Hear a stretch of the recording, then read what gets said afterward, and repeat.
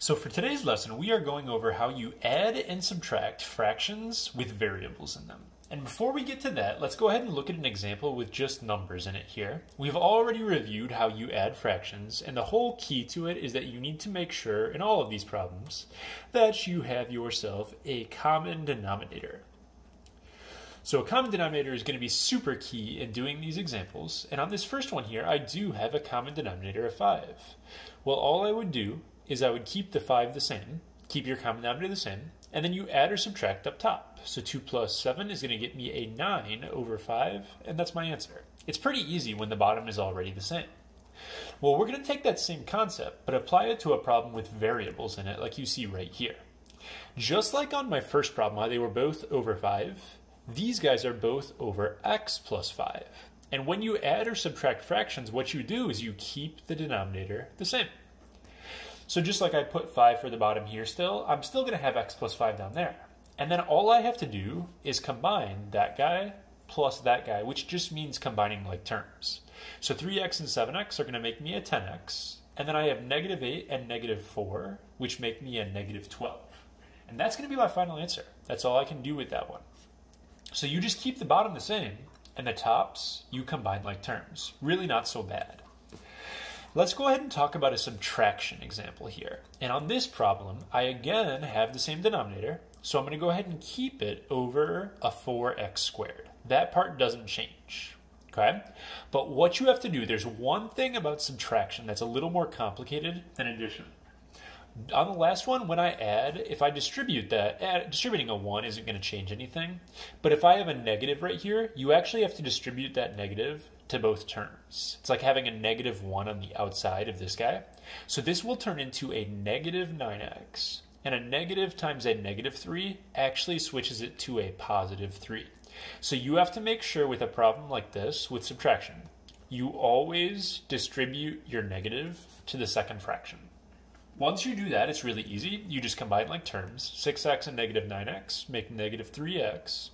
And then negative 16, positive 3 are going to make a negative 13. It works just like addition, except you have to remember to distribute the negative to both parts. So when the bottom is already the same, these problems are pretty straightforward. They do get a little more complicated when you have different denominators like here or like a problem like this. And I'd like to remind you guys how it works first with just numbers. You could try to think of like, oh, what do 8 and 6 both go into, and do like a 24. But if you're not good at finding common denominators, there's a trick you can use. If I'm looking at my first fraction, I'm going to take my other denominator and do that to both parts. So I'm actually going to do a times 6 to both of these guys. And then on my second fraction, I'm going to look back to here, and I'm going to do a times 8 to both parts. You just do the other denominator on each fraction. If you do that, this first guy is going to say 18 over 48.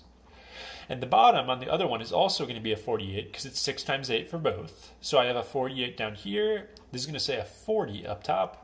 Now that I have myself a common denominator, I can just add and I can reduce. So not too bad of a process once you know to do the other denominator. That's supposed to be a 24. Let's talk about how that applies to variables. Just like up here, if I don't know what to do for my bottom, I just choose the other denominator and do that to both parts. It also works like that with variables. So my first guy right here, I'm going to look at my other denominator, which is x minus 3. That's what I'm going to do to both of these. X minus 3 to both parts on the left. And then over here, where I'm looking at this guy, I'm going to choose the x plus 7. And I'm going to do that to both parts. You just do the other for, denominator like you would in a regular problem up here. So what's going to end up happening is you have to do some distributing and some foiling and stuff like that.